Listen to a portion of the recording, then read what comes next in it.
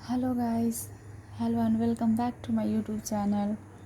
सो last lecture में हम लोगों ने अस्थाई बंदोबस्त और रैयतवारी बंदोबस्त दोनों कंप्लीट कर लिया है। ठीक है, अब एक लास्ट हमारा बचा हुआ है महालवारी व्यवस्था। ठीक है, तो महालवारी आज हम लोग डिस्कशन करेंगे और देखते हैं कि क्या है, आखिरकार ये क्यों लाया गया, क्या इसके पीछे रीज़न था लाने का, किसने लाया, कब लाया, कैसे क्या हुआ, उसका आज डिस्कशन करते हैं। ठीक है, तो देखते हैं महालवारी व्यवस्था। ठीक है, महाल का अर्थ क्या होता है? महाल का अर्थ होता है गांव, मोहल्ला या फिर एक कस्बा, कुछ भी बोल सकते हो, है ना। गांव या फिर मोहल्ला, है ना, या फिर कस्बा। ठीक है, ये इसका एक समूह। ठीक है, और वारी का अर्थ क्या होता है? लास्ट लेक्चर में हमने बताया था, वारी का मतलब होता है प्रबंधन। ठीक है, ठीक है, और महाल का अर्थ क्या होता है? गांव, मोहल्ला या फिर कस्बा वगैरह। ठीक है, तो महाल वारी। ठीक है, महाल वारी क्या था, इसमें कैसे क्या चलता था? तो महाल वारी में क्या होता था कि जो गांव, मोहल्ला या फिर कस्बा, इनके जो हेड होते थे, इस समूह के जो इनके जो हेड होते थे, मुखिया होते थे, इनके जो मुखिया होते थे, उनसे जो है वो उपज का अंश, जितना भी टैक्स या भू राजस्व लिया जाता था, वो इनके मुखिया के माध्यम से लिया जाता था। ठीक है, तो हम कह सकते हैं कि ये इनके प्रधान या इनके मुखिया के माध्यम से,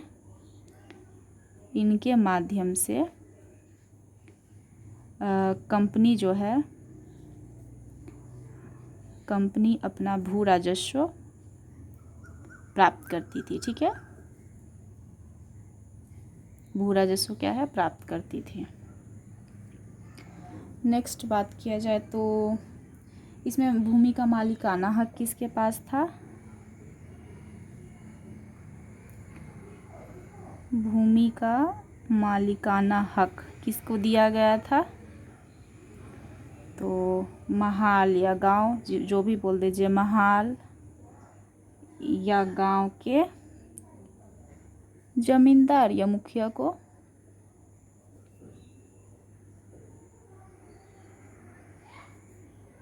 ठीक है, भूमि का मालिकाना हक किसके पास था? तो ये जो गांव या गांव जो थे, गांव के जो मुखिया या फिर जो ज़मींदार थे, ठीक है, उनके हाथों में था। नेक्स्ट देखते हैं कि ये लाया कौन था। ठीक है, तो ये होल्ट मैकेंजी थे। होल्ट मैकेंजी ने लाया था महालवारी व्यवस्था को। कब लाया था? 1819 ईस्वी में। ठीक है, और एक बात यहाँ नोट कर लीजिएगा, कभी कभी क्वेश्चन में क्या पूछता है, नोट में यहाँ कर लीजिएगा, कभी कभी क्वेश्चन में क्या पूछता है कि उत्तर भारत में, ठीक है, उत्तर भारत में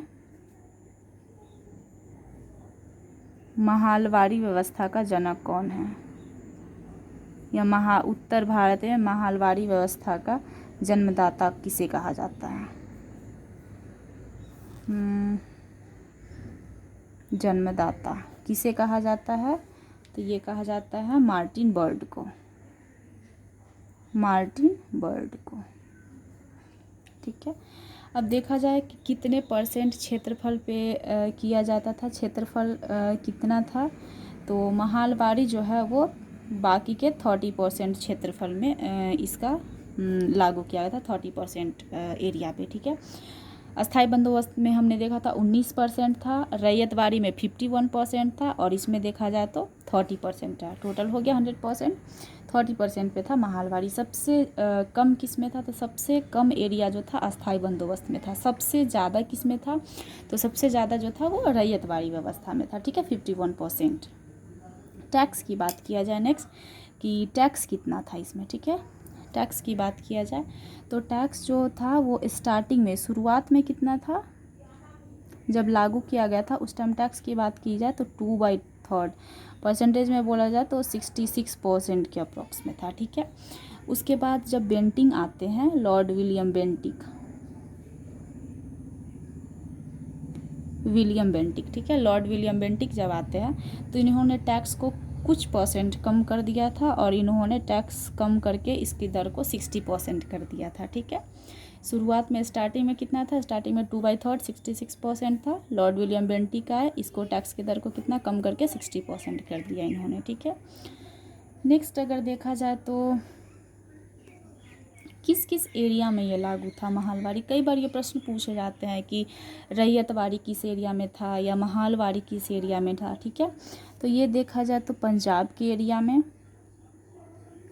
पंजाब, पश्चिमी यूपी, इसके बाद आगरा, मध्य प्रांत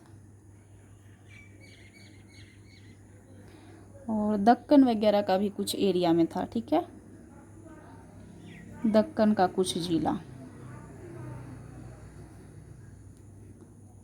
दक्कन के कुछ ज़िले वगैरह में ये सब था, ठीक है। हाँ, एक अवध भी था, अवध में भी ये चीज़ लागू था, ठीक है। ये सब प्रश्न पूछा जाता है, इसलिए ध्यान में रखिएगा।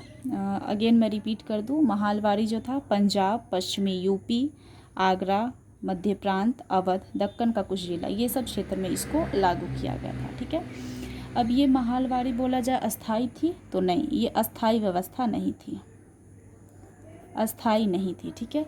इसे क्या था कि टाइम टू टाइम जो है इसके टैक्स में या इसका जो भू राजस्व की जो परसेंटेज थी उसमें चेंज किया जाता था। ये स्थायी व्यवस्था नहीं थी, ये चेंज होते रहता, 20 से 30 साल के लिए आता था, फिर उसके बाद कुछ चेंजेज करके फिर इसमें संशोधन करके फिर से प्रस्तुत किया जाता था, ठीक है।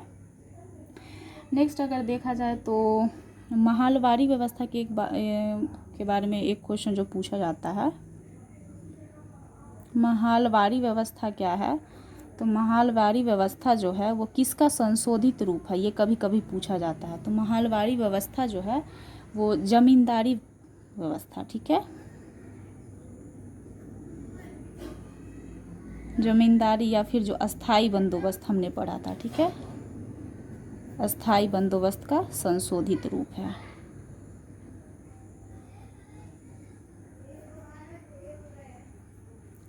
महालवारी किसका था, तो महालवारी जो है वो जमींदारी या अस्थाई का संशोधित रूप है, ठीक है। अगेन मैं थोड़ा सा इसको क्लियर कर दूं, इसमें ये चीज़ था, महालवारी में क्या था, स्टार्टिंग में थोड़ा बता दूं, इसमें क्या है, कृषकों से सीधा संपर्क नहीं किया जाता था। इसमें क्या था, कृषकों से सीधा संपर्क नहीं था।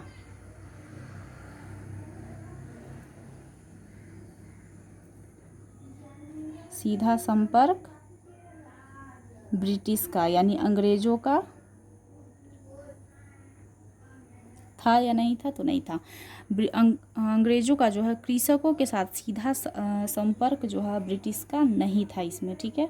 इसमें क्या होता था कि इसमें गांव के प्रधान या मुखिया जो होते थे उनके द्वारा भू राजस्व वसूल कर लिया जाता था। तो ऑब्वियस सी बात है, ये इनडायरेक्ट वे में ये सब जुड़े हुए थे, ठीक है। तो हम लोगों ने तीनों देखा कि कैसे कैसे क्या है ब्रिटिश कालीन भू राजस्व व्यवस्था में अस्थाई बंदोबस्त देखा हमने, कैसे क्या था, कैसे कैसे लाया गया स्थायी बंदोबस्त को। उसके बाद हमने रैयतवाड़ी व्यवस्था देखा, ठीक है। आप स्क्रीनशॉट ले सकते हैं अगर आपको चाहिए तो, हम सारा दिखा देते हैं। स्क्रीनशॉट आपको चाहिए होगा डेफिनेटली आप ले लीजिएगा। शॉर्ट नोट्स बनाने के लिए ये काफ़ी ज़्यादा बेनिफिट करेगा, शॉर्ट नोट्स के लिए, कि आप क्विक रिवीजन कर सकते हैं, ठीक है। आज के लिए बस इतना ही। नेक्स्ट सेशन में एक नए टॉपिक के साथ फिर मुलाकात होगी आप लोगों से। तब तक के लिए बाय, टेक केयर, और डेफिनेटली हमारे चैनल को लाइक, सब्सक्राइब एंड शेयर ज़रूर कीजिएगा, एंड कमेंट करके हमें बताना ना भूलिएगा कि आपको सेशन कैसा लग रहा है। Bye, take care, bye, thank you.